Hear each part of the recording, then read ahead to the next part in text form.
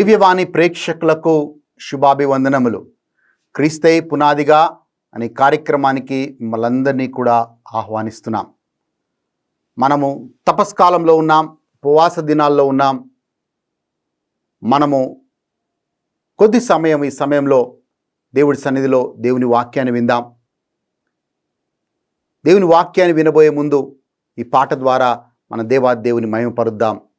ఆ పాట పాడుతున్నప్పుడు మనల్ని, మన కుటుంబాలని, మనకున్న సమస్యల్ని అన్నిటి కూడా దేవుడి పాదాల దగ్గర మనం ఉంచుదాం.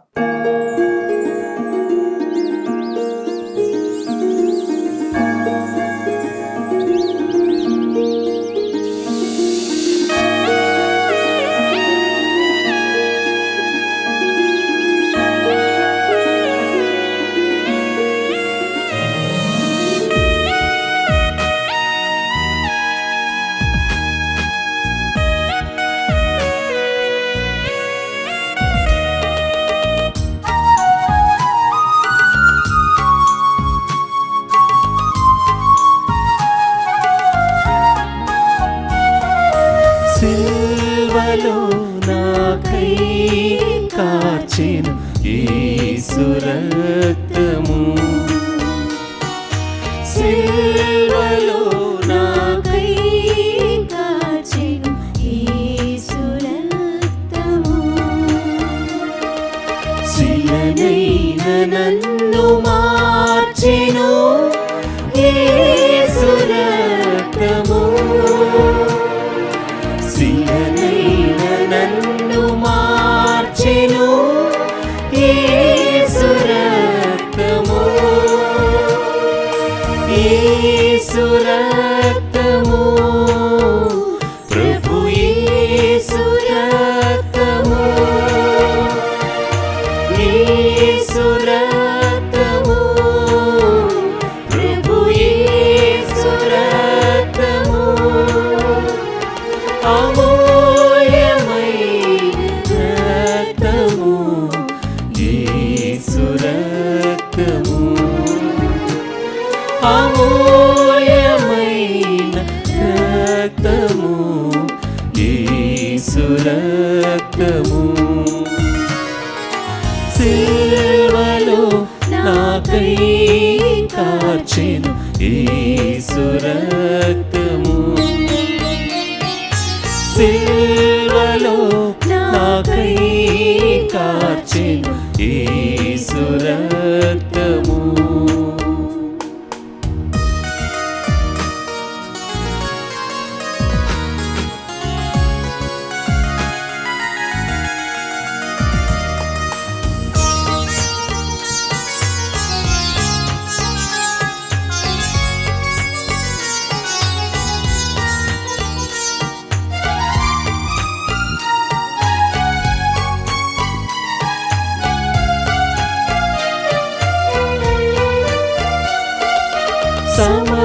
సమకూర్చెనన్ను తండ్రితో యేసు రక్తము,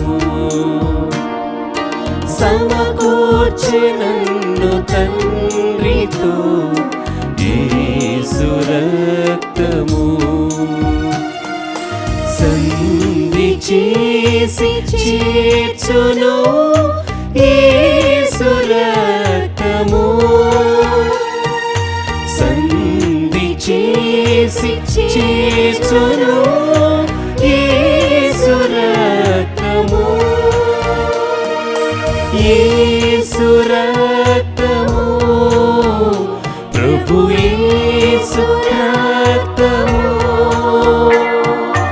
యేసు రక్తము, ప్రభు యేసు రక్తము,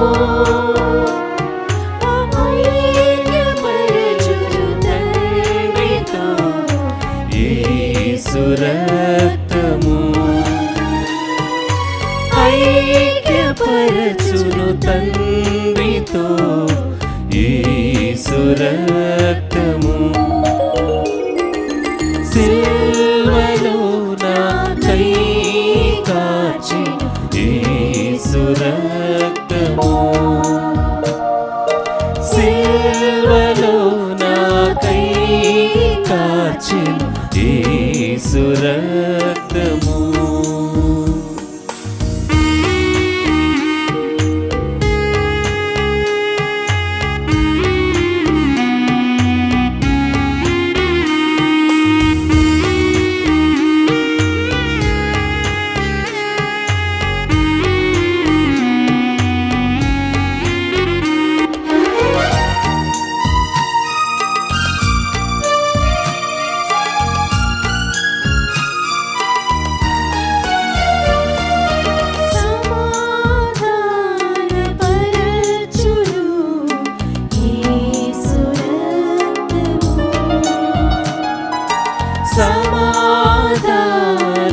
సమాధానపరచును యేసు రక్తము.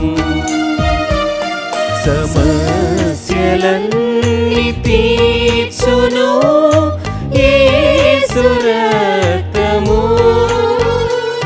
సమస్యలన్నీ తీర్చును యేసు రక్తము.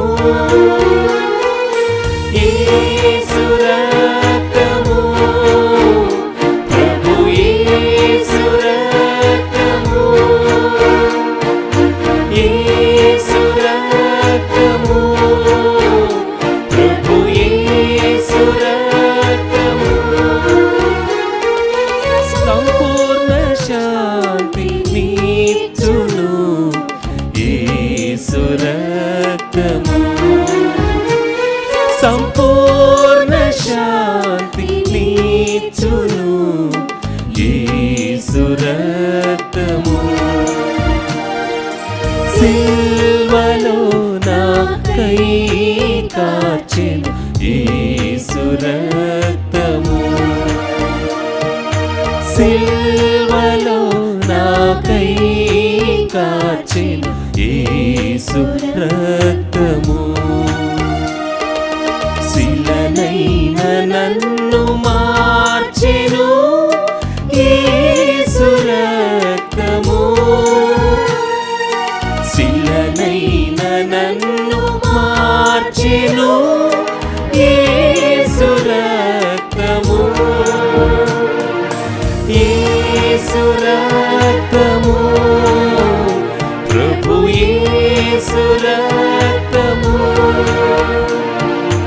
యేసు రక్తము, ప్రభు యేసు రక్తము. అమూల్యమైన రక్తము యేసు రక్తము. అమూల్యమైన రక్తము యేసు రక్తము. యేసు రక్తము, యేసు రక్తము.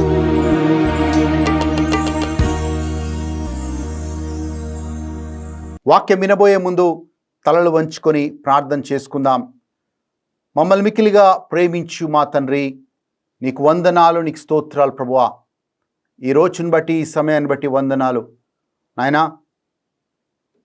ఈరోజు మేము ఎందుకు ఉపవాసం చేయాలో, ఎందుకు ఈ యొక్క ఉపవాస దినాల్లో, తపస్కాలంలో మా జీవితం ఎలా ఉండాలో మేము నేర్చుకోవడానికి కృపనివ్వమని యేసుక్రీస్తు నామంలో అడిగి వేడుకుంటున్నాము తండ్రి. Amen, amen.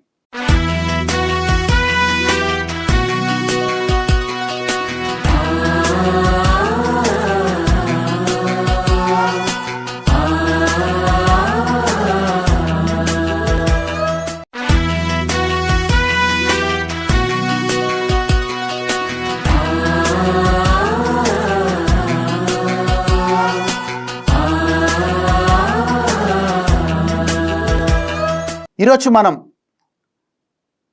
దేవుణ్ణి ఎలా సంతోషపెట్టాలి అనే విషయాన్ని గురించి మనం ధ్యానించబోతున్నాం.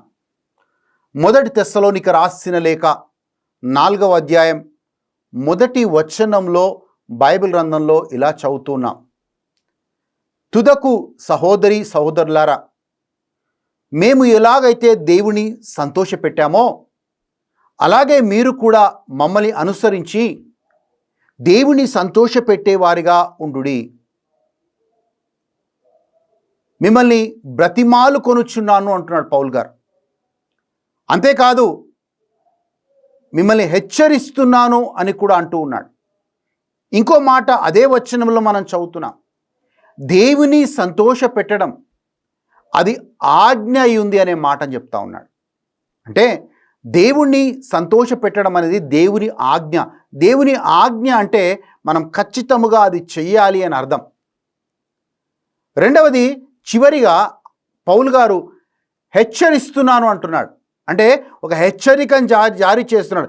జాగ్రత్త, మీరు జీవించిన జీవితం అంతా కూడా జీవించి మీరు దేవుని సంతోషపెట్టకపోతే మీ గతి ఏమవుతుందో జాగ్రత్త అని మనం హెచ్చరిస్తూ ఉన్నాడు. One side it's a commandment of God, other side Paul also is warning us. St. Paul is warning us, be careful. మనము అనుదిన జీవితంలో మనం అనేక మందిని సంతోషపెడుతూ ఉంటాం. కొన్నిసార్లు కుటుంబాలకు సంతోషపెడుతుంటాం, కొన్నిసార్లు స్నేహితులను సంతోషపెడతాం, కొన్నిసార్లు మనము ఆఫీస్లో ఉన్న వాళ్ళని సంతోషపెడుతూ ఉంటాం. సో ఇలా మనుషులని సంతోషపెట్టే క్రమములో మనము ఆ విధానంలో జీవిస్తూ ఉన్నాం. కానీ బైబిల్ ఏం చెప్తుంది అంటే నీ జీవితం నా జీవితము దేవుని సంతోషపెట్టే విధంగా ఉండాలి అని. చాలామంది అనేక పనులు కూడా దేవుడి కోసం చేస్తారు. మనం చూస్తున్నాం మత్తయి సువార్త 7వ అధ్యాయం 21 నుంచి 24 వచనాల్లో అనేక మంది ప్రభు దగ్గరికి వస్తున్నారు. ప్రభువా ప్రభువా అని వచ్చే ప్రతివాడు దేవుని రాజ్యంలో చేరడు అనే మాట రాయబడుతుంది. ఆ మాటను విన్న వాళ్ళు, అయ్యా నేను మీ నామంలో ప్రవచించలేదా, మేము దయ్యాలు వెళ్ళగొట్టలేదా, మేము స్వస్థతలు చేయలేదా అని వాళ్ళు చెప్పినప్పుడు యేసు ప్రభు అంటున్న మాట ఏంటంటే మీరెవరో నాకు తెలియదు. ఎవరైతే దేవుని చిత్తము చేస్తారో వాళ్ళు మాత్రమే దేవుని రాజ్యంలో ప్రవేశిస్తారు. ప్రభువా ప్రభువా అని పిలిచి అందరూ దేవుని రాజ్యంలో చేరరు అనే మాటని అక్కడ మనం చదువుతున్నాం. మనం దేవుడి కోసం అనేక పనులు చేయొచ్చు, అనేక సేవలు చేయొచ్చు. ఇవన్నీ దేవుడి కోసమే అని మనము నిర్వీర్యంగా రాత్రింబగలు కష్టపడవచ్చు. కానీ మనం చేసే పని దేవుని చిత్తానుసారంగా ఉందా? రెండవది, మనం చేసే పని దేవుని సంతోషపెట్టే విధంగా ఉందా అనేది మనం గమనించుకోవాలి.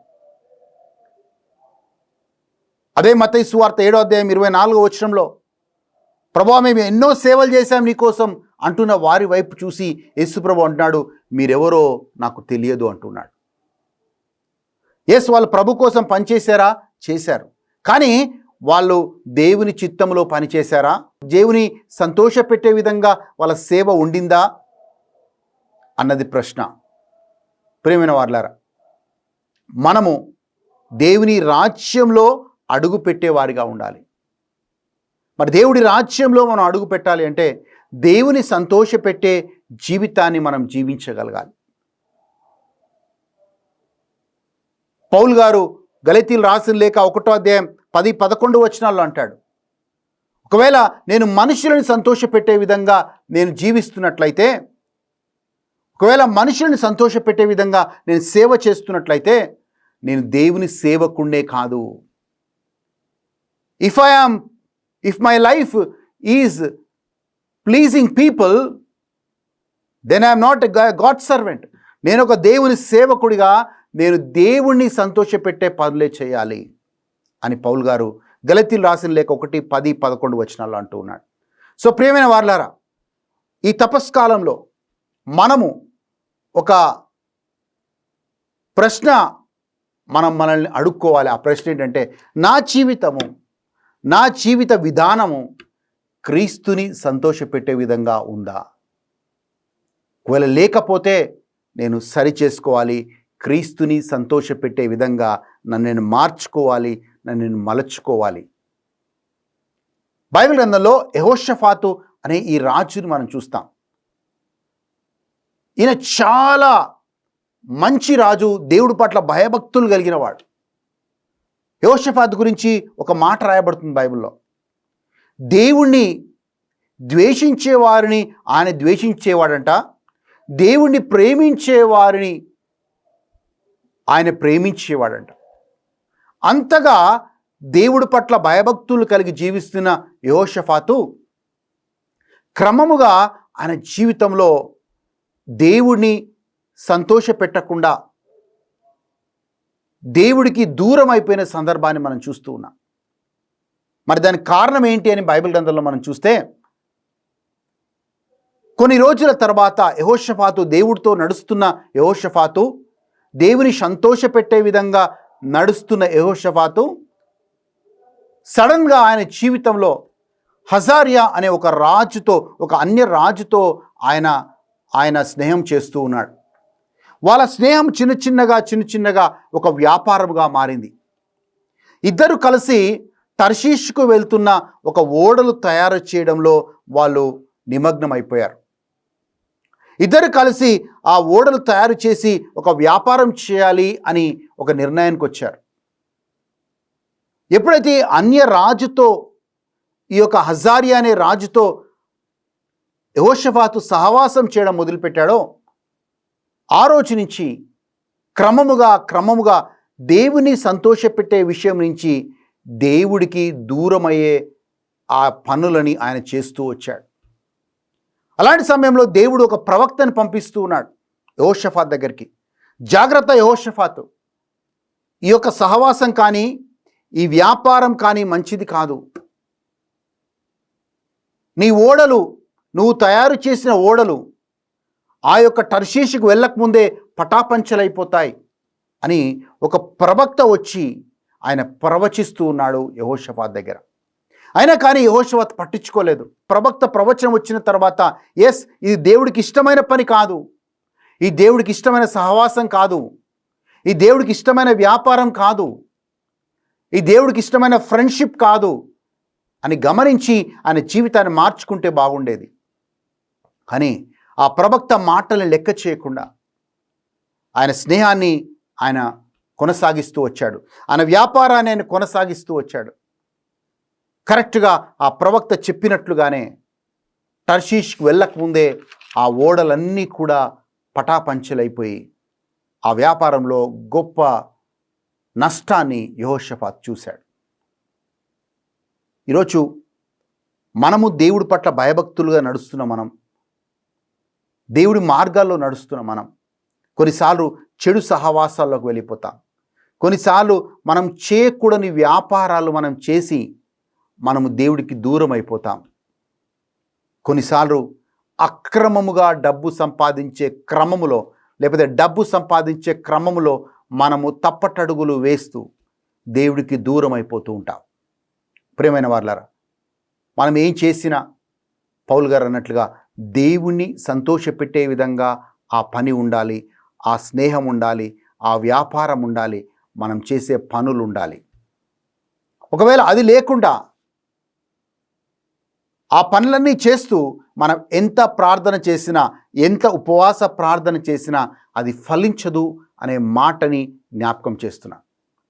ప్రభువా అను వారు అందరూ కూడా పరలోక రాజ్యమును చేరరు, కానీ ఎవరైతే తండ్రి చిత్తాన్ని చేస్తారో వాళ్ళు మాత్రమే పరలోక రాజ్యంలో ప్రవేశిస్తారు అంటున్నాడు. ఈరోజు మన గురి, మన గమ్యం పరలోక రాజ్యంలో మనం అడుగు పెట్టాలి. పరలోక రాజ్యంలో మనం అడుగు పెట్టాలంటే దేవుడి చిత్తానుసారంగా మనం జీవించగలగాలి. దేవుని సంతోషపెట్టే జీవితాన్ని మనం జీవించగలగాలి. మనం అనొచ్చు అనేక త్యాగాలు, ప్రభువా నేను చాలా ప్రార్థన చేశాను ప్రభువా, నేను చాలా దాన ధర్మాలు చేశాను ప్రభువా, నేను చాలా విరాళాలు ఇచ్చాను ప్రభువా. సో ఇలా మనము సంజయ్ చెప్పుకుంటూ ఉంటాం. మనం విరాళాలు ఇవ్వచ్చు, డబ్బు ఇవ్వచ్చు, ఉపవాస ప్రార్థనలు చేయొచ్చు, కానీ ఇవన్నీ ఒకవైపు అయితే మన జీవితం దేవుడికి సంతోషకరంగా లేదు, మన జీవిత విధానం సరిగా లేదు, మనం చేసే వ్యాపారం సరిగా లేదు, మనము డబ్బు సంపాదించే విధానం సరిగా లేదు. అలాంటి సమయంలో మనం సరి చేసుకోవాల్సిన అవసరం ఉంది. తపస్కాలము అంటే మనని సరి చేసుకోవడం. We become right with God. దేవుడితో మనము సంధి చేసుకుంటాం.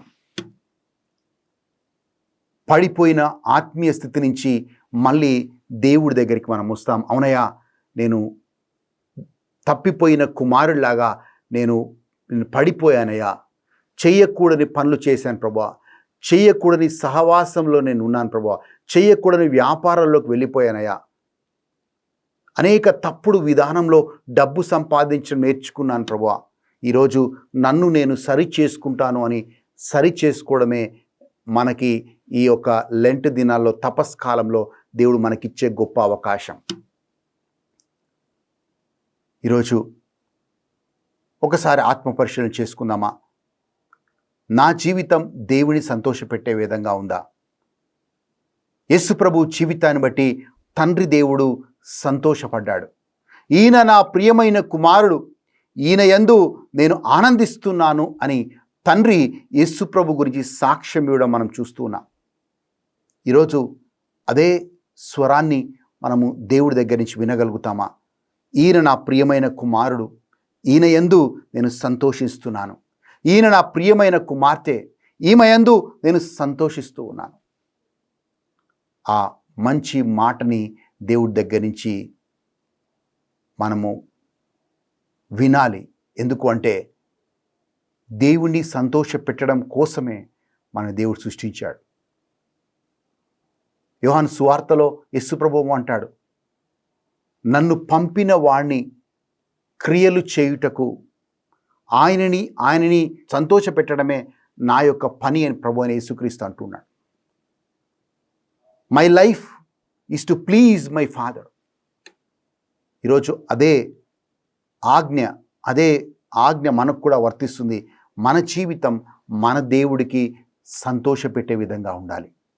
ఒక నిర్ణయం తీసుకుందామా?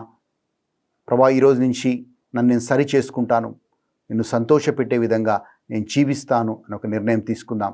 దానికి అనుగుణంగా దేవుడి మార్గాల్లో నడుద్దాం.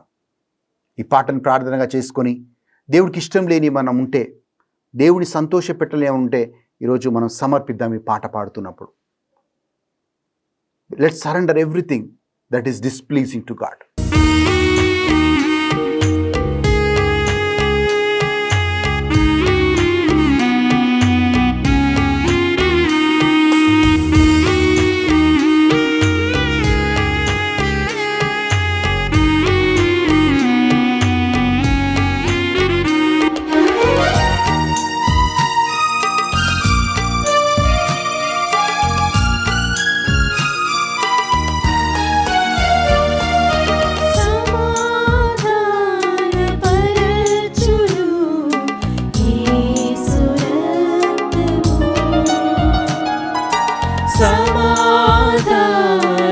సమాధానపరచును యేసు రక్తము, సమస్యలన్నీ తీర్చును యేసు రక్తము, సమస్యలన్నీ తీర్చును యేసు రక్తము, యేసు రక్తము, ప్రభు యేసు రక్తము, యేసు రక్తము, ప్రభు యేసు రక్తము, సంపూర్ణ శాంతి నీచును యేసు రక్తము, సంపూర్ణ శాంతి నీచును యేసు రక్తము, సిల్వలో నాకై కార్చెను యేసు రక్తము, సిల్వలో నాకై కార్చెను యేసు రక్తము, శిలనైన నన్ను మార్చెను యేసు రక్తము, శిలనైన నన్ను మార్చెను యేసు రక్తము, యేసు రక్తము,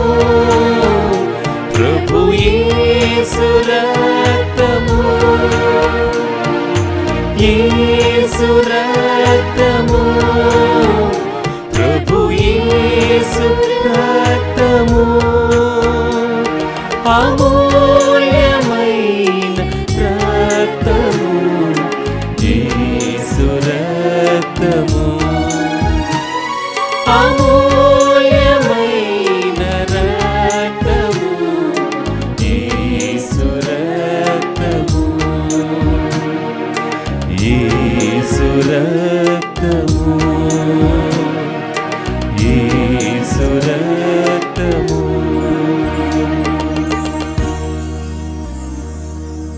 తండ్రి నీకు వందనాలు, నీకు స్తోత్రాలు ప్రభా. మా జీవితంలో ఏదైతే నీ సంతోషకరంగా లేవో అవన్నీ కూడా అయా సమర్పిస్తూ ఉన్నాం. మేము నీతో నడవాలి ప్రభువా, నిన్ను సంతోషపెట్టే విధంగా జీవించాలి, నీ పరలోక రాజ్యంలో మేము అడుగు పెట్టాలి ప్రభువా. ఆ క్రమంలో చెడు సహవాసాల నుంచి మాకు దూరం చేయండి. నీ చిత్తానుసారంగా లేని ఏది కూడా మేము చేయకూడదు ప్రభువా. అట్టి కృపలో మమ్మల్ని భద్రపరచమని, మమ్మల్ని దీవించమని యేసుక్రీస్తు నామములో అడిగి వేడుకుంటున్నాము తండ్రి. Amen amen. మళ్ళీ వచ్చే వారం ఇదే సమయానికి క్రీస్తే పునాదిగా అనే కార్యక్రమంలో మళ్ళీ కలుద్దాం. దేవుడు మిమ్మల్ని మీ కుటుంబాలని దీవించునుగాక.